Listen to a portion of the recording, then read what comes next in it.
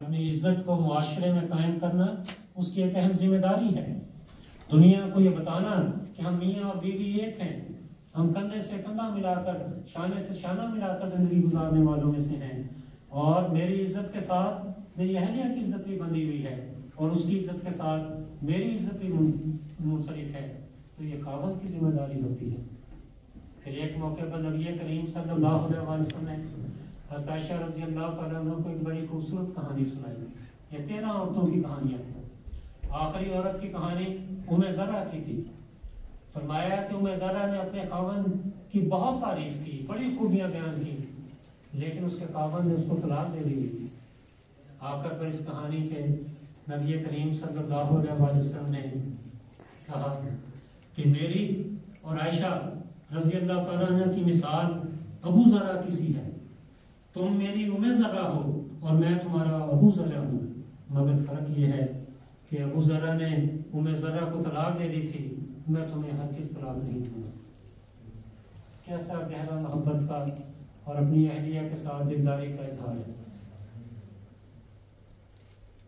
کیسا پیارا پیار ہے۔ اور انصار اگر اس نمونے پر غور کر کے اس کو اپنی عملی زندگی کا حصہ بنا لیں، اپنے جیون ساتھی کے ساتھ راز و نیاز میں ایسی ہی دلداری، محبت اور مودت کو شامل کر لیں، تو پھر یقیناً ہماری زندگی بھی خوشگوار اہلی زندگی بن سکتی ہے۔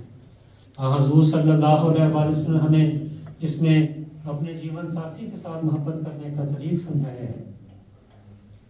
اور مسیح موعود علیہ السلام فرماتے ہیں، فرمایا دوستی بھی ہے عجب جس سے ہوں آخر دوستی، عاملی الفت سے الفت ہو کے دو دل پر سوار۔ ایک اور مثال آپ کے سامنے رکھتا ہوں کہ نبی حضرت عائشہ رضی اللہ تعالیٰ عنہ فرماتی ہیں کہ نبی کریم صلی اللہ علیہ وسلم بعض دفعہ مجھے چوسنے والی ہڈی دیتے اور میں چوستی تو پھر مجھ سے لے کر اسے اس جگہ سے چوستے جہاں پر میرا منہ لگا ہوتا۔ آپ صلی اللہ علیہ وسلم مجھے برتن دیتے تو میں اس سے پیتی، پھر رسول کریم صلی اللہ علیہ وسلم اسی جگہ سے برتن کو منہ لگا کر پیتے جہاں میرا منہ لگا ہوتا۔ یہ عملی نمونہ حضور صلی اللہ علیہ وسلم نے عطا فرما دیا کہ گھر کے اندر محبتیں کیسے پروان چڑھتی ہیں، کس طرح ایک دل جھک کر دوسرے دل کو جیتتا ہے اور دلوں کی گہرائی تک یہ محبت اتر جاتی ہے۔ یہ ہمارے لیے نمونہ ہے، اور خاص طور پر انصار اللہ کے لیے اس لیے کہ ہم نے یہ نمونے اپنی اولادوں کو دکھانے ہیں۔ ہماری اولادیں نبی کریم صلی اللہ علیہ وسلم کے بیان کردہ نمونوں کو ہماری عملی زندگیوں میں دیکھیں، تو پھر اللہ تعالیٰ کے فضل سے یہی وہ آئلی نظام ہے جو نشان بن کر دنیا کے سامنے ظاہر ہوتا ہے، جسے خدا کہتا ہے کہ یہ میری طرف سے ایک عظیم الشان نشان ہے۔ انصار اللہ کے متعلق حضرت خلیفۃ المسیح خامس رضی اللہ تعالیٰ عنہ نے فرمایا تھا کہ انصار اللہ کی کمزوریاں نسلوں کی کمزوریاں بن جاتی ہیں، تو دوسرے لحاظ سے انصار اللہ کی خوبیاں بھی نسلوں کی خوبیاں بن جاتی ہیں۔ اگر ہم ان نمونوں کو اپنی زندگیوں کا حصہ بنا لیں تو اللہ تعالیٰ کے فضل سے یہی خوبیاں پھر اولاد میں منتقل ہوتی ہیں، وہ بیٹے ہوں، وہ بیٹیاں ہوں، وہ ماں باپ میں یہ پیار کے پیارے پیارے نمونے دیکھیں تو ان کی طبیعتوں پر نیک اثر پڑتا ہے، اور پھر نسل در نسل یہی چیز آگے بڑھتی ہے۔ خود دیکھ لیں اس دور میں سیدنا اقدس مسیح موعود علیہ السلام نے کیسا پیارا اور اعلیٰ نمونہ اپنی زوجہ محترمہ حضرت اماں جان رضی اللہ تعالیٰ عنہ کے ساتھ ہمیں عطا فرمایا ہے۔ ایک نہیں بے شمار واقعات ہیں۔ ایک گواہی محترمہ صاحبزادی شکور صاحبہ کی ہے، وہ تحریر فرماتی ہیں کہ مسیح موعود علیہ السلام محترمہ جان کے جتنے لوگوں نے بھی قریب سے دیکھا، مثلاً حضرت اماں جان کے دونوں بھائی، آپ کی اولاد، بہویں اور خادمائیں وغیرہ، سب کا یہ کہنا ہے کہ دونوں عام میاں بیوی کی طرح نہ تھے۔ آپ دونوں میں کبھی آپس میں جھگڑا نہ ہوتا، کسی بات پر لڑائی نہ ہوتی۔ ادھر حضور حضرت اماں جان کی ہر بات مانتے اور پیار اور احسان کا سلوک کرتے، اور ادھر حضرت اماں جان بھی حضور کی چھوٹی چھوٹی پسند ناپسند کا خیال رکھتی۔ یہ ہے پیار میاں بیوی کا، اور یہ وہ طریق ہے جو خوشگوار اہلی زندگی عطا کرتا ہے۔ حضرت اماں جان رضی اللہ تعالیٰ عنہ خود اپنا ایک واقعہ سنایا کرتی تھیں کہ جب وہ نئی نئی قادیان آئیں تو انہیں روشنی میں سونے کی عادت تھی، جب آپ سو جاتی تو حضور روشنی کو بجھا دیتے، پھر آپ کی آنکھ کھلتی تو آپ اندھیرا دیکھ کر گھبرا اٹھتی، حضرت صاحب دوبارہ روشنی کر دیتے، آ کر حضور کو ہی روشنی میں سونے کی عادت پڑ گئی۔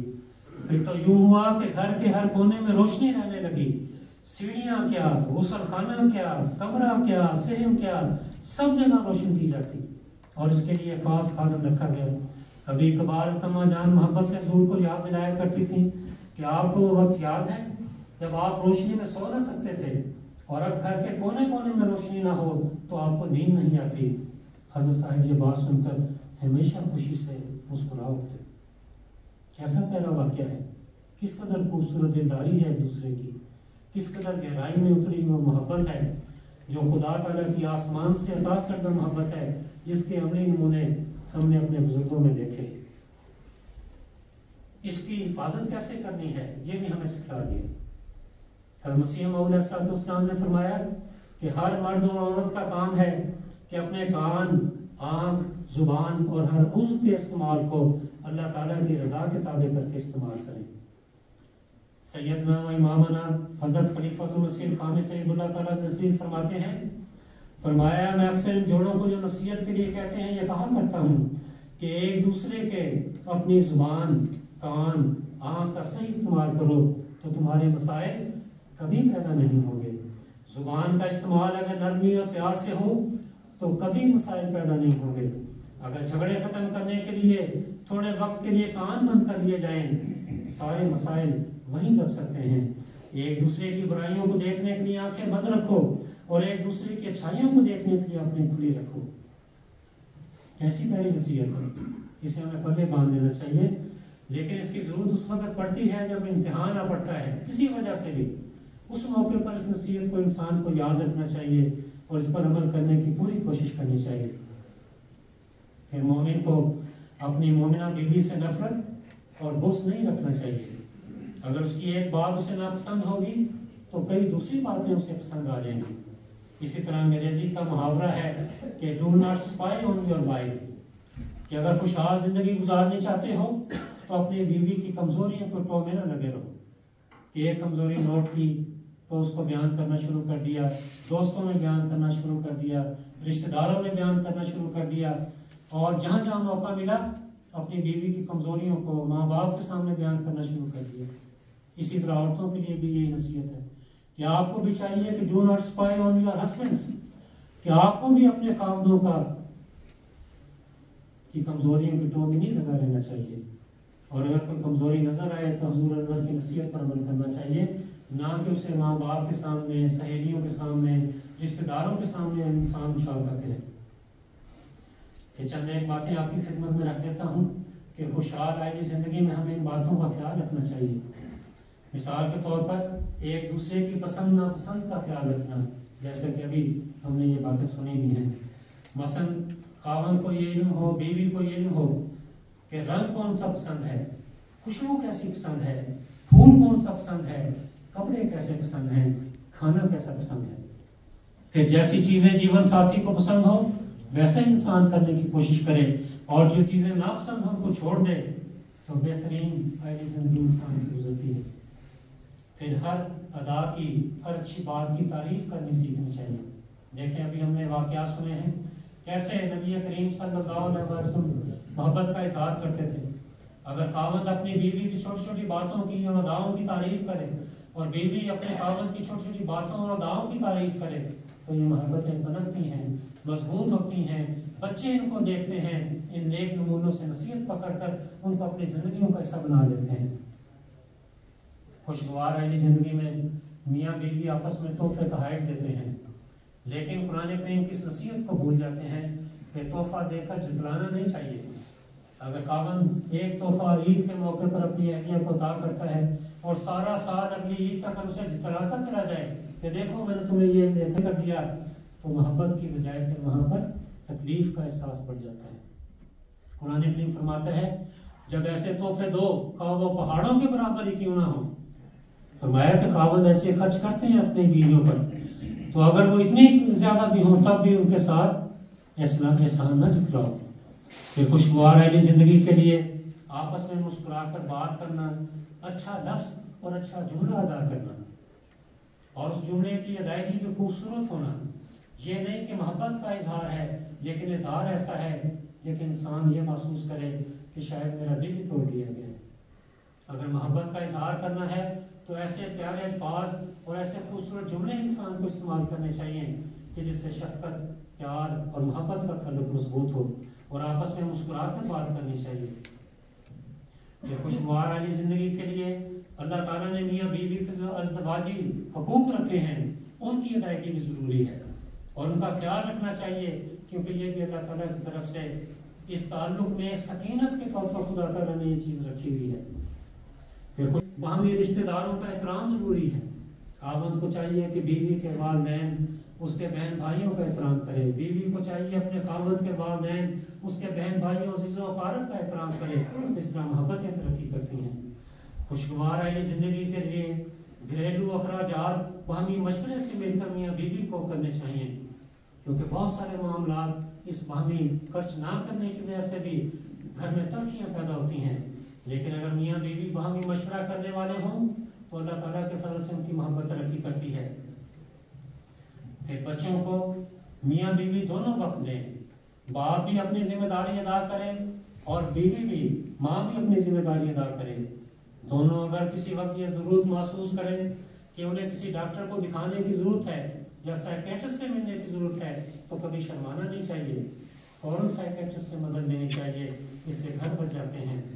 اسی طرح اخلاق سوز ڈراموں، فلموں سے بچنا اور سوشل میڈیا کا نیک استعمال کرنا چاہیے، کیونکہ بہت سارے گھر ہنستے بستے اس دنیا میں صرف اس لیے اجڑ گئے کہ سوشل میڈیا کا غلط استعمال کیا گیا.